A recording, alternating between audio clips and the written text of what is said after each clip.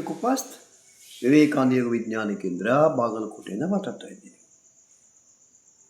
So ಗುರುನಾನಕರು ತಮ್ಮ ಶಿಷ್ಯನೊಬ್ಬನಿಗೆ ಕರೆದು ಅವನಿಗೊಂದು ಸೂಜಿ ಕೊಡ್ತಾರೆ. ಸೂಜಿ ಕೊಟ್ಟು ಹೇಳ್ತಾರೆ, ಸೊ ನೀನು ಇದನ್ನು ಜೋಪಾನವಾಗಿ ಇಟ್ಕೋ, ಮುಂದೆ ಸ್ವರ್ಗಕ್ಕೆ ಬಂದಾಗ ನನಗೆ ಇದನ್ನು ವಾಪಸ್ ಕೊಡು ಅಂತಾರೆ. ಆಯಿತು ಗುರುಗಳೇ ಅಂತ ಅವನು ನಮಸ್ಕಾರ ಮಾಡಿ ಸೂಜಿ ತೊಗೊಂಡು ಮನೆಗೆ ಹೋಗ್ತಾನೆ. ಮನೆಗೆ ಹೋಗಿ ಹೆಂಡತಿಗೆ ಹೇಳ್ತಾನೆ, ಈ ಸೂಜಿಯನ್ನು ಜೋಪಾನವಾಗಿ ಇಟ್ಕೋ. ಸೊ ಗುರುಗಳು ಈ ರೀತಿ ಹೇಳಿದ್ದಾರೆ, ಇದನ್ನು ಸ್ವರ್ಗಕ್ಕೆ ಬಂದಾಗ ಅವರಿಗೆ ನಾನು ವಾಪಸ್ ಕೊಡಬೇಕು ಅಂತ ಹೇಳಿ ಸುರಕ್ಷಿತವಾಗಿ ಇಡ್ಲಿಕ್ಕೆ ಹೇಳಿದ್ದಾರೆ.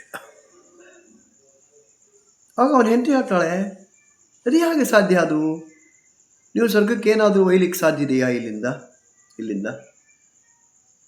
ಇದು ಆಗ ಮಾತಲ್ಲ, ಇದು ನೀವು ಏನನ್ನೂ ಒಯ್ಯಲಿಕ್ಕೆ ಸಾಧ್ಯ ಇಲ್ಲ ಸ್ವರ್ಗಕ್ಕೆ, ಎಲ್ಲನೂ ಇಲ್ಲೇ ಬಿಟ್ಟು ಹೋಗಬೇಕಾಗುತ್ತೆ. ಆವಾಗ ಅವನಿಗೆ ಅನಿಸುತ್ತೆ, ಹೌದಲ್ಲ, ನಾನು ಏನೂ ಒಯ್ಯಲಿಕ್ಕಾಗಲ್ಲ ಅಂತ. ಆಗಲೇ ಅವನು ಇಮಿಡಿಯೇಟ್ಲಿ ಗುರುಗಳ ಹತ್ರ ವಾಪಸ್ ಹೋಗ್ತಾನೆ. ಗುರುಗಳಿಗೆ ಹೇಳ್ತಾನೆ, ಗುರುಗಳೇ ಈ ಸೂಜಿಯನ್ನು ನೀವು ವಾಪಸ್ ತಗೊಳ್ರಿ, ನಾನು ಸ್ವರ್ಗಕ್ಕೆ ಏನನ್ನೂ ತೊಗೊಂಡು ಹೋಗಲಿಕ್ಕೆ ಸಾಧ್ಯ ಇಲ್ಲ, ಇಲ್ಲಿಂದ ಏನೂ ತೊಗೊಂಡು ಹೋಗಲಿಕ್ಕೆ ಸಾಧ್ಯ ಇಲ್ಲ ಅಂತ.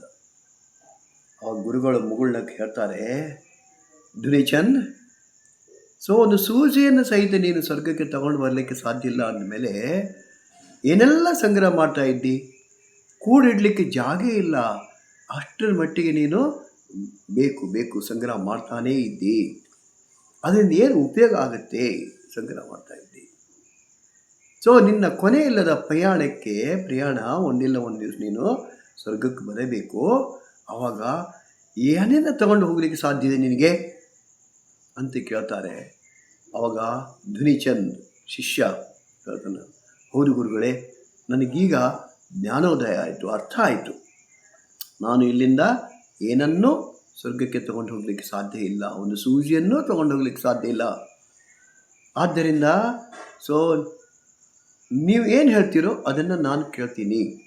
ನಾನು ನನ್ನ ಕೊನೆಯ ಒಂದು ಪ್ರಯಾಣಕ್ಕೆ ನಾನು ತಯಾರಾಗಿದ್ದೇನೆ ಹೇಳ್ತಾರೆ. ಖಾಲಿ ಕೈಲೇ ಹಡಗನ್ನೇ ಏರಿ ನಾನು ಬರಲಿಕ್ಕೆ ತಯಾರಿದ್ದೀನಿ ಅಂತ.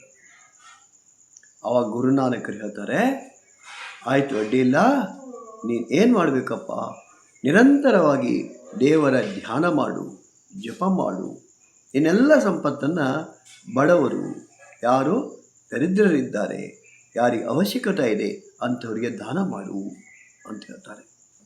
ಅದಕ್ಕೆ ಧುನಿಚಂದ್ ಸೊ ನಮಸ್ಕಾರ ಮಾಡಿ ಒಪ್ಕೋತಾನೆ, ಆಯಿತು ಗುರುಗಳೇ ಅಂತ.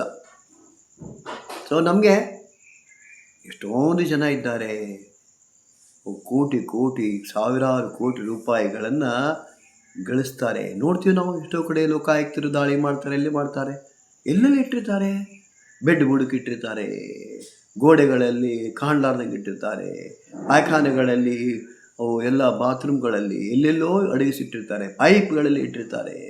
ಅಂದರೆ ಇಷ್ಟೆಲ್ಲ ಮಾಡಿ ಸಹಿತ ಎಲ್ಲ ಬಂಗಾರದ ಗಟ್ಟಿಗಳು ಕಾಣ್ತಾ ಇರುತ್ತೆ. ಒನ್ ಫೈನ್ ಮಾರ್ನಿಂಗ್ ಚಿಟಿಕ್ ಅಂತ ಹೋಗ್ಬಿಡ್ತಾರೆ.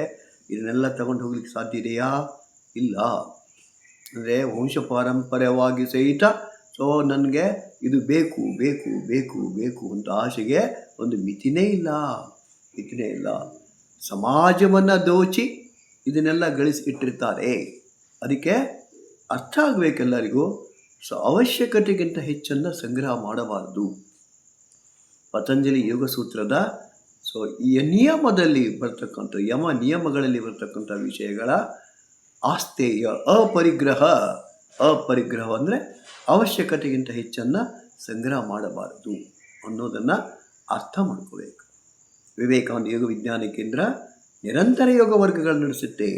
ಬೆಳಗ್ಗೆ 6 ರಿಂದ 7, ಸಂಜೆ 6 ರಿಂದ 7, ಬೋತ್ ಆಫ್ಲೈನ್ ಆ್ಯಂಡ್ ಆನ್ಲೈನ್. ಬನ್ನಿ, ನಮ್ಮ ನಿರಂತರ ಯೋಗ ವರ್ಗಗಳಲ್ಲಿ ಭಾಗವಹಿಸಿ. ಜೊತೆಗೆ ನಮ್ಮದೇ ಯೂಟ್ಯೂಬ್ ಚಾನಲ್ ಇದೆ, ವಿವೇಕಾನಂದ ಯೋಗ ವಿಜ್ಞಾನ ಕೇಂದ್ರ ಬಾಗಲಕೋಟೆ. ಅದಕ್ಕೆ ನೀವು ಸಬ್ಸ್ಕ್ರೈಬ್ ಆಗಿರಿ, ಬೇರೆಯವರಿಗೆ ಅದನ್ನು ಶೇರ್ ಮಾಡಿರಿ.